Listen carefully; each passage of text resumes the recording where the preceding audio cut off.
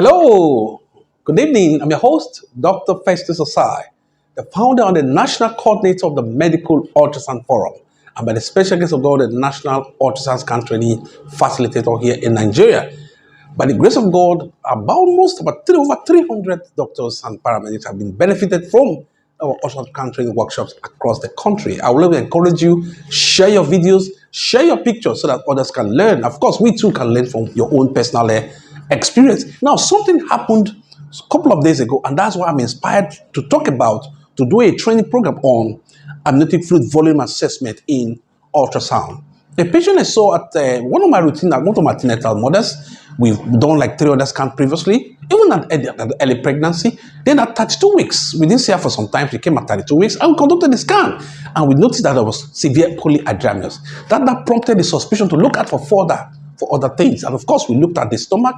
It was quite very small compared to the normal volume they expect to be in ultrasound scan. Of course, in that case, it's pointing towards a gastrointestinal tract abnormality. I told them, okay, since we need to do, I didn't see them for some time. She went elsewhere, and of course, she delivered and came back and said, Dr. Ossai, you missed up, how come, because it came at the case of Down syndrome, according to them, how come you missed it up in scan, you didn't see it? They said even at early stage, you would have seen it. And the issue is this: is it possible to miss out some certain abnormalities in ultrasound scan? That's the first one. And of course, is it possible? What are the different types of ultrasound scan that can be requested for or you want to conduct in a patient? And that will determine the type of way you're going to scan such patient at that point in time. Yes, you can miss out some certain abnormalities in scan, but there's some certain scan requests that they will be sent to you. Of course, you have to look out for some certain details so you don't miss out some certain gross abnormalities in ultrasound. I'm your host once again, Dr. Festus Ossai. Now, I want to tell you something. There are 3 major types of ultrasound scan that can be requested for. One is the conventional routine obstetric scan. The other is an emergency obstetric scan. And the third one is what? Fetal anomaly scan. There are 3 different types of scans, and the way and manner the scan is being conducted are quite different. In the fetal anomaly scan, you can spend as long as 30 minutes in one patient to conduct a scan to look adequately from the head down to the toes if you can see any gross abnormality. There are some minute ones you may not see, but the gross ones you can pick out. But if you are doing a routine scan, that of course there are some certain abnormalities you miss out, but the gross one you should still see at that point in time, especially when you use our formula of what we call fetal tracing. Okay, so whenever you're scanning, let's learn now. Of course, as someone saying, you cannot conduct fetal anomaly scan in all your patients, but you can conduct routine obstetric scan in your patients. Then, if you see anything that would likely want to move you to do a fetal anomaly scan, then you can tell the patient, of course, they pay for it, and you can take your time to look into those things at that point in time.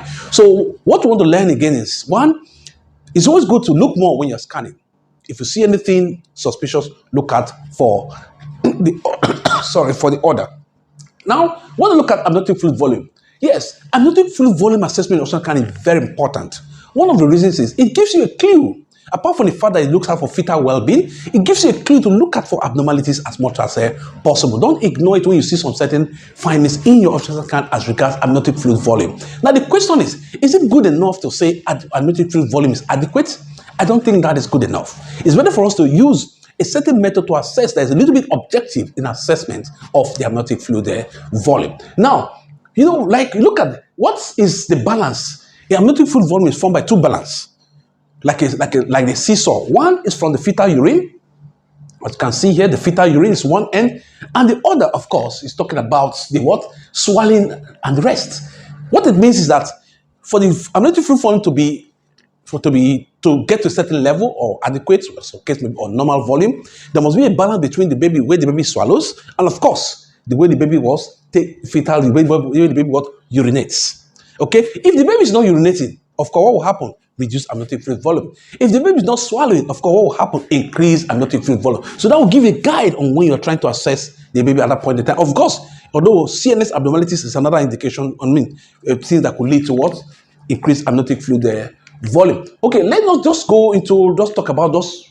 We know about amniotic fluid volume increased steadily throughout pregnancy. It gets to the maximum of 400 to 1,200 mils at 34 to 38 weeks. In other words, amniotic fluid volume keeps increasing until it gets to a certain age before you start to assess baby scan. Then after 38 weeks, what happens? The rate of production goes down. So you take note of that. So in case you have some certain reduction at a certain time, don't say it's a case of oligohydramnios or there's an abnormality. Just remember that it increases to a certain state and starts going down at a certain state, or rather the production goes down. At 43 weeks, if you have a case of post-dated fetus, at 40, it may come as low as 250 mils. Of course, because of some certain level of placenta insufficiency. Now, what are the parameters that can be used to assess amniotic fluid volume? We have what we call the quantitative method and the qualitative method. Of course, the quantitative method is you cannot use them anywhere unless maybe, I don't know, maybe you just have to take up the amniotic fluid, measure it and put it back to the woman, and that's not quite possible. The other means also that can be done. But the one we're interested in ultrasound scan has to do with what? Two parameters: the maximum vertical pool or pocket or amniotic fluid volume, amniotic fluid index. Some people prefer using MVP, which is called a maximum vertical pool, whilst others prefer using what? Amniotic fluid volume. So depend on your preference for one to. But what I normally do is I get the two parameters and leave it there, especially for those patients that are referred for ultrasound scan. I'll give them the AFI, I get the MVP. Let them choose which one they want to use in their assessment at that point in time. How do you measure the maximum vertical pool? Maximum vertical pool, first of all, let us know is the largest pool in terms of the largest vertical pool you can see, not horizontal, not diagonal. It's the largest pool you can see. Of course, I'll tell you how you're going to take the measurement as well. You scan through the quadrant, divide the tummy into 4 quadrants, scan through the 4 quadrants and look at where you have the deepest or the longest pool. That will give you the what? The maximum vertical pool. And of course, the value ranges between 2 centimeters to 2 centimeters, 2 centimeters to what? 8 centimeters. Okay? Then in multiple gestations, of course, the values are vary. It's quite challenging when you're checking the amniotic fluid volume in multiple pregnancy. You might have a case of triplets, and etc., etc. But just take note that the normal range of amniotic fluid volume between 2 centimeters to 8 centimeters. Now, this is just a guide. You can have a case of, sometimes you can just say, you can have a case of polyhydramnios or oligohydramnios. Start from oligohydramnios, it can be mild, it can be severe. Sometimes you want to categorize the level of what amniotic fluid volume. For example, you have a case between greater than or equal to 1 to less than or equal to 2, is we'll talk about mild what? Oligohydramnios. What if you have a case of that is less than 1 centimeter? Then I'm talking about a case of what? Severe oligohydramnios. Because sometimes it's not enough for you to say oligohydramnios. Is it mild or is it severe oligohydramnios? Of course, before you state that, you must have taken your value so that whoever is seeing the scan will know actually your assessment is more objective. Then in case of polyhydramnios, if it's greater than 8, okay, or is greater than polyhydramnios, so it's greater than 8. No, you talk about polyhydramnios, mild, then you don't have to talk of severe moderate, or severe polyhydramnios you can see is greater than 16. For example, now, look at this. These are different pool of amniotic fluids. You have this one, if you 1, 2, 3, 4, 5, or thereabout. Now you can see there's a fluid here, there's a fluid here, and there's another one here, there's another one, and there's another one here. Now, if you look at this, the question is, what is the maximum length or you're getting from here? Maximum vertical pool is from here to here, and not from here to here. Mind you, if you're trying to take the measurements, be mindful of the following: 1, coils of umbilical cord, even the fetal parts. So whenever you go to take measurement from, they will not have a fluid, will not have fetal parts, or rather the amniotic fluid volume. Anything that should have to be free, only you see the amniotic fluid. Now, this is another example now. You are seeing this now. The question is, where do you take your measurement? Is it from here to here? No. But this is actually the longest pool you're seeing here. This is another one, the longest pool. Now, this one is MVP is 9.2 centimeters. It's a little bit, it's increased, but it's not the range of poly what? It's increased, okay? To it's polyhydramnios, but it might poly what? Because it's 9.2 centimeters. Mind you, we talk about 2 to what? 8 centimeters. Now, look at this. This is 11.2 centimeters. It's another case of what? Poly what? Hydramnios. Take a measurement from here down here. Now, this one is 17 centimeters. Severe polyhydramnios. Of course, like I said, whenever you see a case of severe polyhydramnios, look out for abnormalities. I'm going to tell you some certain things that you need to look out for at that point in time. Now, look at this. This is, if you're not careful, this one is severe oligohydramnios. You're not even seeing the amniotic fluid volume, the MVP, sorry, is less than 1 centimeter. So, a case of severe what? Poly what? It's one of these cases. Usually, was alive, came at 22 weeks. Of course, they monitored me over time. The baby did not make it. They say they can try to say how they can conserve the pregnancy, but over time, the baby did not make it. Now, for the AFI, it is sum total of all the MVPs taken from each quadrant. Q1, Q2, Q3, and Q4. And of course, we know the range is between 5 centimeters to 25 centimeters. They have less than 5 centimeters oligohydramnios, greater than 25 centimeters polyhydramnios. So we'll talk about 24.5 centimeters. But however, when you have amniotic fluid volume between, I think, between 20 to 24.5 centimeters, it is not actually polyhydramnios, but it's increased amniotic fluid volume. But when you have above 20 centimeters, then you talk about what?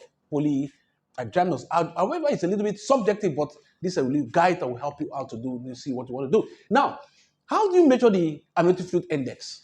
You divide the tummy, abdomen into 4 equal parts. This is the abdomen with an imaginary line. One from the midline, cutting across the umbilical this way. Then the other one cutting across the umbilical this way. So 1, 2, 3, 4. Then each one will be 1 quadrant. You can either go clockwise or anti-clockwise, but you must do it in one sweep. As I finish from this, go to the next, finish from this, go to the next, and complete before you stop. Don't stop and start. If you stop and start, you are going to miss it out because the baby can turn and give you a wrong value. Now look at this. This is an example now. This is a 4 quadrant, 1, 2, 3, 4. So you measure here will be Q1, Q2, Q3, and Q4. They add the 4 together to give the what? Amniotic fluid what? Index. As you can see in this case. Now look at them. 1, 2, 3, and 4. So you add up together to get the amniotic fluid index. It is addition and not division, like some people will always ask the question. It's not division. Now, if you have a case of polyhydramnios, what are the things you need to look out for? Of course, sometimes maybe idiopathic. You may not know the cause may be unknown, but in case sometimes you may have a case of maybe fetal macrosomia. Sometimes have a case of what? Gastrointestinal abnormalities like esophageal atresia, duodenal atresia, ileal atresia, or forms of intestinal obstruction. Like in that case we saw, there was a case of they had an obstruction along the line. Then in case of anencephaly, even chromosomal abnormalities, like in case we have a case of polyhydramnios, then non-immune eye drops, then skeletal dysplasias, even maternal diabetes too can be a case of, like that case I saw, it was a case of maternal diabetes where I had polyhydramnios. Of course, you look out for that things as well. Then twin transition syndrome is another possibility. Then what of the case of oligohydramnios? What, some of them may rupture their membrane. They will not know they've ruptured their membrane. They think they're urinating. So these are the things you need to look out for. When you have a case of oligohydramnios, we look out for a case of what? Premature rupture of the membrane. Then growth restriction. The baby is not getting enough. It's not weaning enough. So that's another possibility of things you need to look out for. Then post-term pregnancy. Of course, intrauterine fetal death. Then twin transition syndrome can go either way. It can be polyhydramnios or what? Oligohydramnios. Then drugs. You know, some people take some amount of drugs during pregnancy that will not be know exactly what they have taken at that point in time. Now, of course, you may have congenital abnormalities, could be renal abnormalities, urinary tract abnormalities, could be others like this VACTEL we'll talk about, vertebral, anal, cardiac, transesophageal, renal, and limb. This VACTEL association is also good for you to look at that point in time. Then the other things you need to look at for as well, of course, you can have a case of an idiopathic case of and oligohydramnios. So that's talking about case of amniotic fluid volume assessment in ultrasound. It's very important.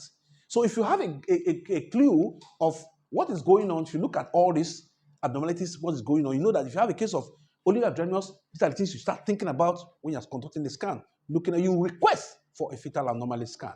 Then, of course, when you have a case of polyhydramnios, these are the things we likely put at the back of our minds as we are scanning.